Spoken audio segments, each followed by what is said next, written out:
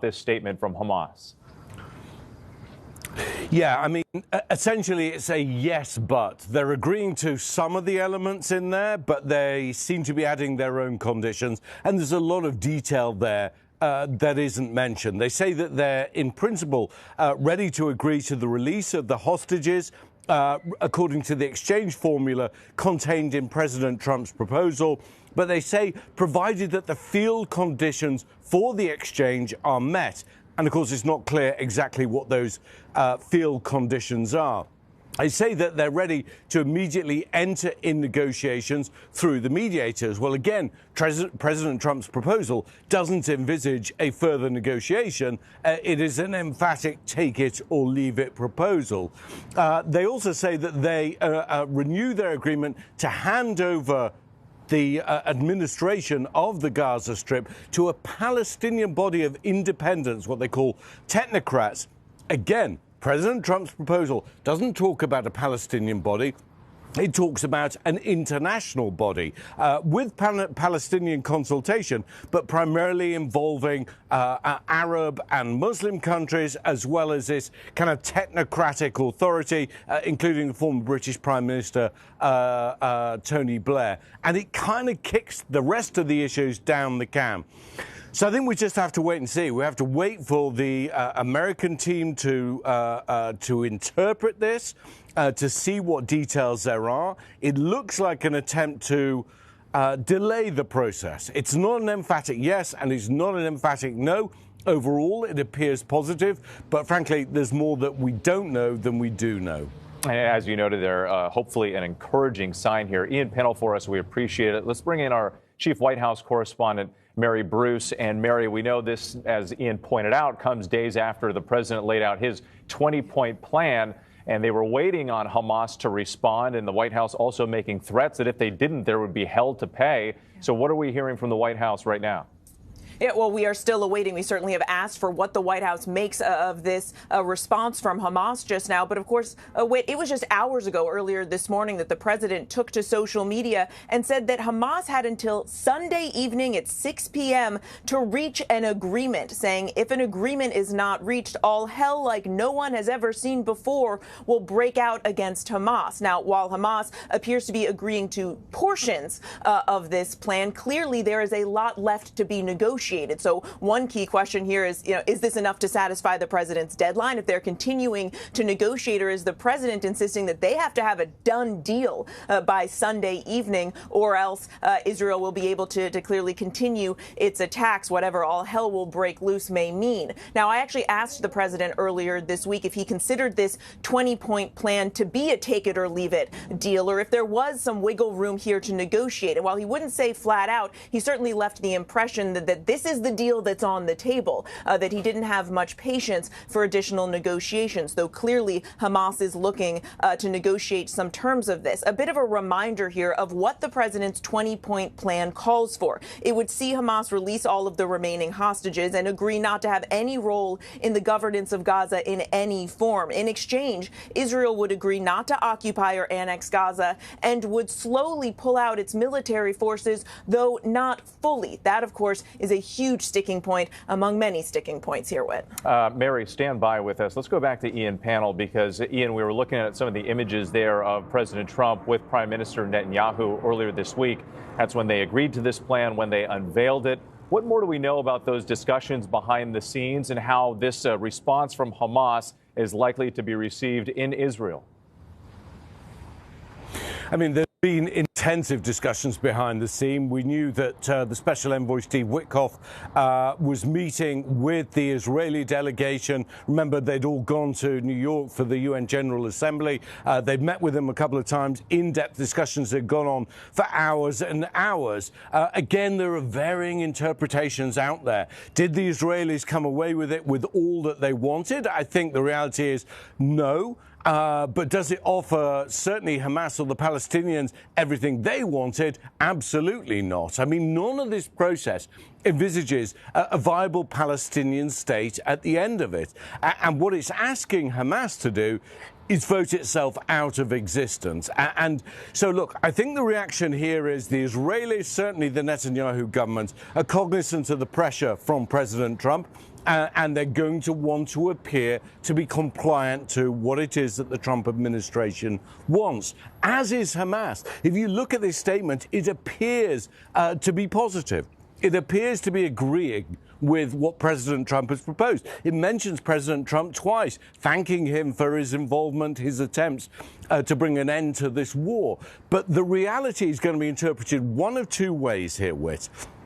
Glass half empty is this is Hamas kicking the can down the road, is trying to shift the goalpost by saying, well, we'll agree to this, which wasn't even mentioned in the first place, but we need to discuss that. Again, negotiations were not envisaged in President Trump's 20-point peace plan. The positive side is, well, it appears to be a positive statement. They're looking forward to an end to the war, to the release of all the hostages, which is clearly a key demand for President Trump, as well as Prime Minister Netanyahu. We need to see that, first of all, the detail, what the key negotiators are saying, that's Qatar and Egypt, and primarily what the response is from the Trump administration.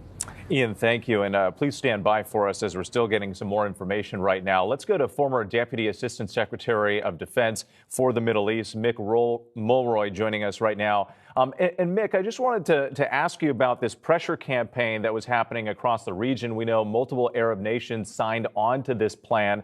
How much of that do you think made a difference here?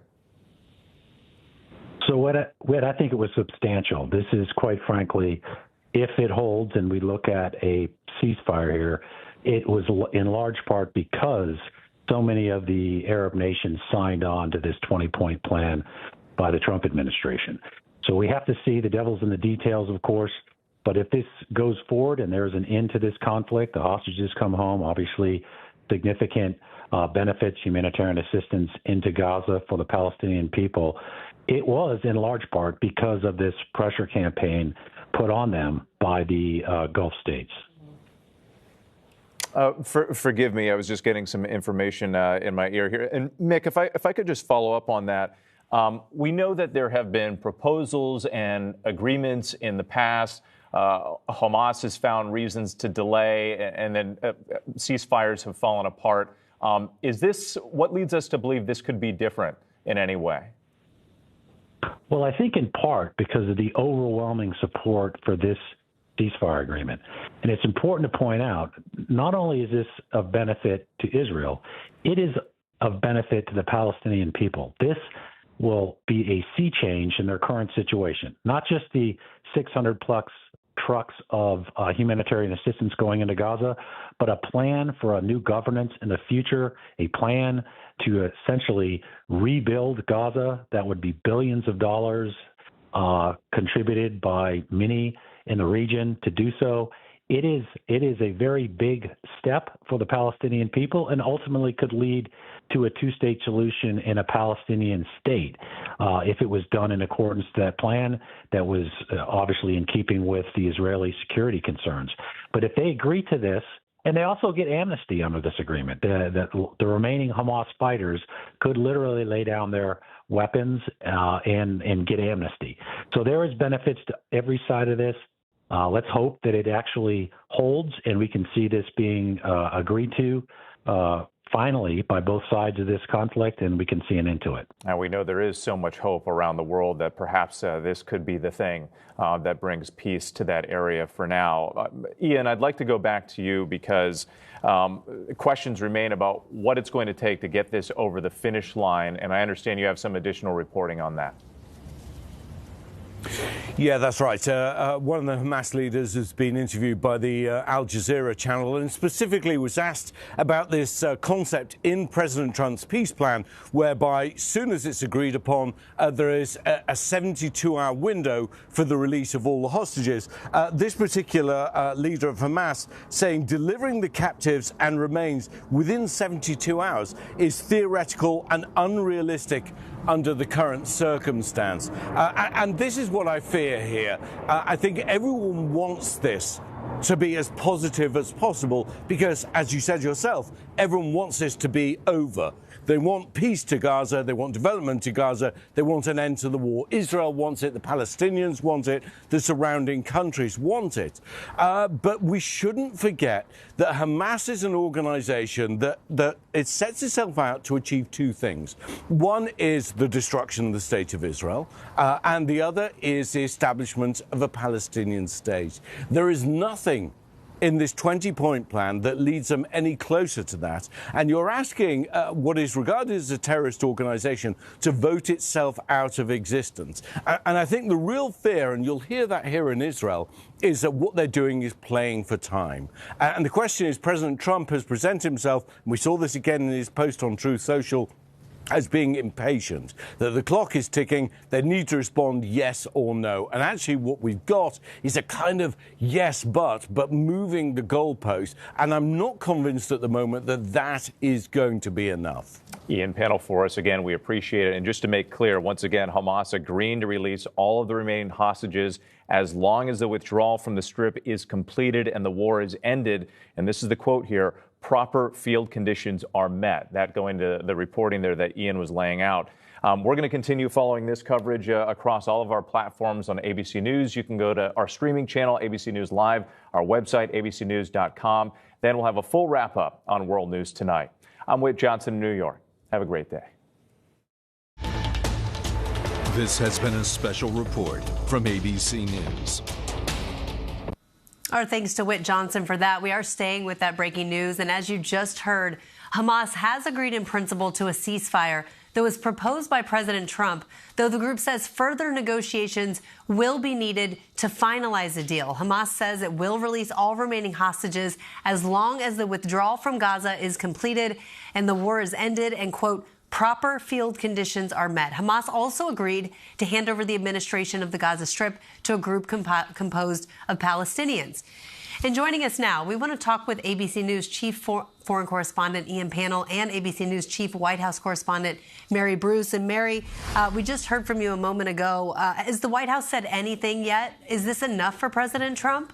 Well, that is, of course, the big question. No response yet from the president, though, of course, he did say just hours ago on social media that he was giving Hamas until Sunday evening to reach a deal. The big question here, as you noted, is this enough? Is he looking for a full deal, or is the response so far from Hamas, which appears to be that they're agreeing to certain parts of this deal, they clearly want to negotiate other areas, is that going to be enough to satisfy the president? Because what he said earlier is if they don't have a deal by Sunday evening, in the president's words, all hell will break loose. Of course, this comes just days after the president outlined this 20-point plan here at the White House side by side with Israeli Prime Minister Benjamin Netanyahu. And at the time, the president said that if Hamas didn't agree to this deal, then Israel would have the U.S.'s full backing to do essentially whatever they need to do. Netanyahu at the time saying they can either do this the easy way or the hard way. I asked the president the next day on Tuesday, if this is a take it or leave it deal, or is there any wiggle room essentially here? Is there any room to negotiate? And I just went back and looked at this. The president told me not much. When I asked if there was any room to negotiate, he said, with Hamas, what we want is very simple. We want the hostages back immediately, and we want some good behavior.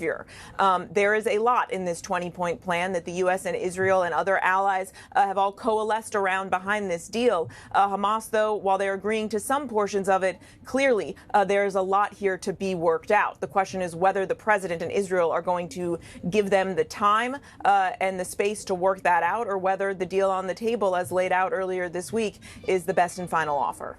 And Ian, let's bring you in. You just heard Mary. The president said there's not much wiggle room here, although Hamas wants to negotiate. Let's talk about Hamas's goals. And does this deal line up with those goals? Listen, I think in terms of what we've just heard from Hamas, there are significant differences between what it's saying and what President Trump's proposals were. And it's going to test President Trump's willingness to negotiate on this.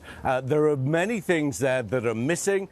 There are many things where they've slightly shifted or largely shifted the goalpost. I mean, they're saying all the right things. We're ready to release all the hostages, but when the conditions allow. But what does that mean? And again, intrinsic in President Trump's 20-point peace plan were a lack of detail. What is the timescale for the phased Israeli withdrawal and Hamas decommissioning, handing over its weapons, and essentially assigning itself out of existence? I think there's more that we don't know than we do know right now. I think there is a risk here that everyone in their willingness to want to see this as a positive is interpreting it as Hamas essentially agreeing to President Trump's statement. I'm not so sure that is the case there. They're certainly saying a lot of the right things. But if you drill down and see what little detail is out there, and it's the negotiators who've got it all, there isn't enough there, I think, at the moment for President Trump or Netanyahu to agree to. Still a lot of questions, Ian. Panel, thank you for that. And Mary Bruce, thank you as well.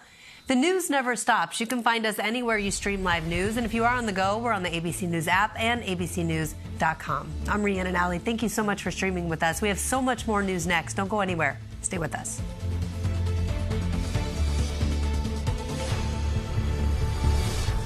Whenever, wherever news breaks, it's so important to always remember that lives are changed. Here in London, in Buffalo, Uvalde, Texas, Edinburgh, Scotland. from Poland once again tonight. Thank you so much for streaming with us. Ukrainian refugees here in Warsaw. Do you think you'll ever be able to go back home? We're heading to a small community outside of Mexico City. Splintered houses and splintered lives. The magnitude of the devastation. You're streaming ABC News Live. Reporting from Rolling Fork, Mississippi, Santa Fe, New Mexico, Raleigh, North Carolina, the U.S. Capitol, Mayfield, Kentucky, Minneapolis, Mexico, Tongass National Forest, Alaska. getting you behind the stories as they happen, giving you a front row seat to our world as it plays out in real time, live.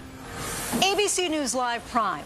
We'll take you there. Stream ABC News Live weeknights, America's most honored streaming news program, only on ABC News Live. Streaming free right now wherever you stream your news. I did not picture myself surviving through that day. He was tracking her. He was everywhere. I heard the squeak of a floorboard. I've been kidnapped. This becomes a fight for my life. And we're all holding our breath. My mind is the only thing that's going to get me out of here. This is a horror film. Stalking Samantha, 13 Years of Terror, only on Hulu. We form a bond stronger than blood, because ours is a family forged in fire. We have a major storm heading towards Nashville. 911, what's your emergency?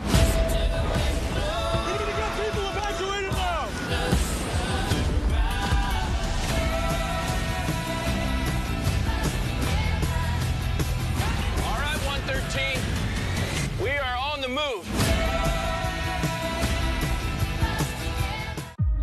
The way of water connects all things.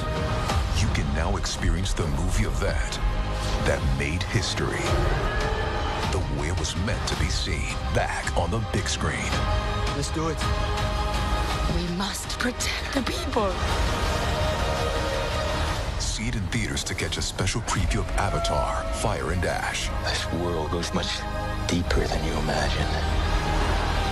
Avatar, The Way of Water, rated PG-13. Okay, we want to know, who are the people in your state that make such a big difference? Come on now, we all know someone who does so much. And we want to celebrate them with you. So scan this QR code or go to goodmorningamerica.com. Tell us about them. We're coming to all 50 states in 50 weeks to celebrate the best of what makes America beautiful. David Muir, ABC's World News Tonight, the most watched newscast in America, and honored with the Emmy Award, winner for Outstanding Live News Program. You're watching America's #1 streaming news. Keep streaming with ABC News Live.